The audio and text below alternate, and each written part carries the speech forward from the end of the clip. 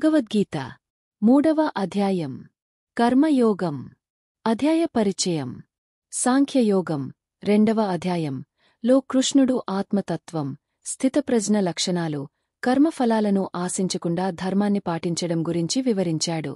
అయితే అర్జునునికి ఇంకా సందేహముంది. కృష్ణా, నీవు జ్ఞానయోగం గొప్పది అని చెప్పావు.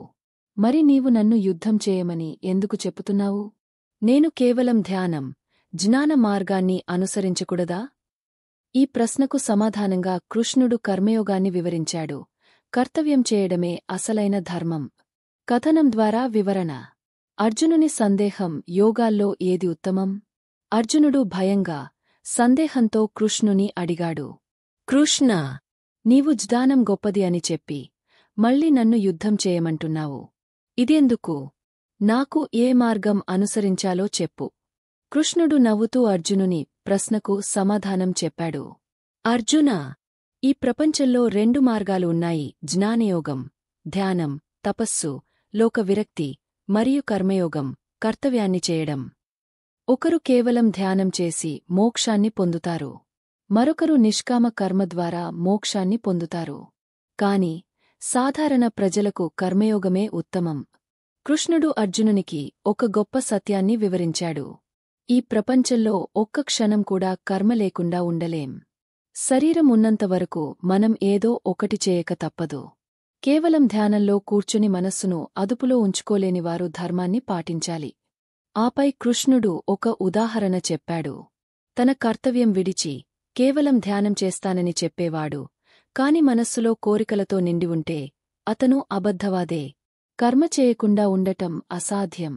అర్జునుడు ఇప్పటికీ అయోమయంగా ఉన్నాడు. కృష్ణా, నేను ధర్మాన్ని పాటిస్తున్నాను. కాని విజయం లేదా పరాజయం గురించి ఆలోచించడం తప్పా? కృష్ణుడు ఓర్పుతో సమాధానం ఇచ్చాడు. అర్జునా, నీవు కేవలం కర్తవ్యాన్ని ఆచరించాలి. ఫలితాన్ని ఆశించకూడదు. నీకు విజయమే వస్తుందా లేదా అనే ఆలోచన వద్దు. నీవు ధర్మాన్ని పాటిస్తున్నావా లేదా అనే దానిపై మాత్రమే శ్రద్ధ పెట్టు. కర్మను ప్రేమించు, కాని ఫలాన్ని ఆశించకు. కృష్ణుడు మరొక ముఖ్యమైన విషయం చెప్పాడు.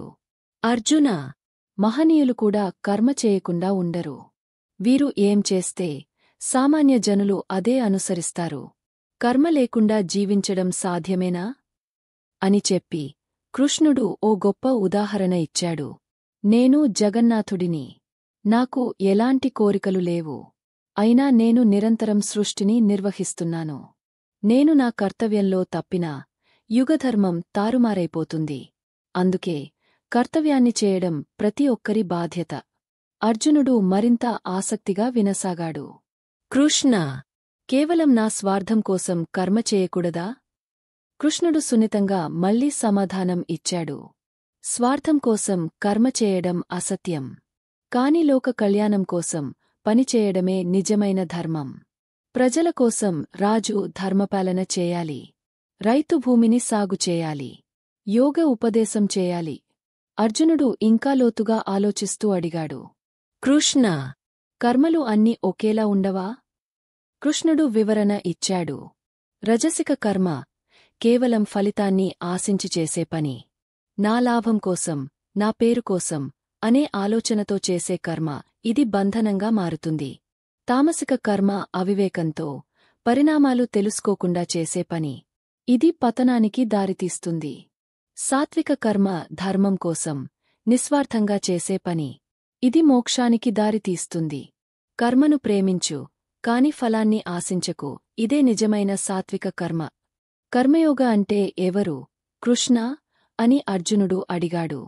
కృష్ణుడు స్పష్టంగా వివరించాడు. సంతోషంగా, ఫలాపేక్ష లేకుండా కర్తవ్యం చేసేవాడు కర్మయోగి.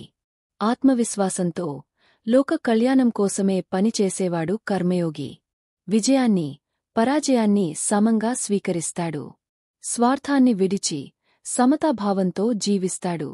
పాఖ్యాలు మన జీవితానికి వర్తన. విజయం, పరాజయం గురించి ఆలోచించక, మనం కర్తవ్యంలో నిబద్ధంగా ఉండాలి.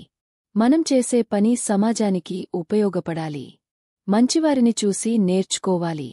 వారు చేసే సత్కర్మల ద్వారా ప్రపంచం సుందరంగా మారుతుంది. సంతోషం, బాధ, విజయం, పరాజయం అన్నింటినీ సమంగా చూడాలి. ముగింపు. కర్మయోగం భగవద్గీతలో అత్యంత ప్రాముఖ్యమైన మార్గం. ఇది కర్తవ్యం చేయడం, కాని ఫలాపేక్ష లేకుండా జీవించడం అనే గొప్ప జీవన సూత్రాన్ని అందిస్తుంది.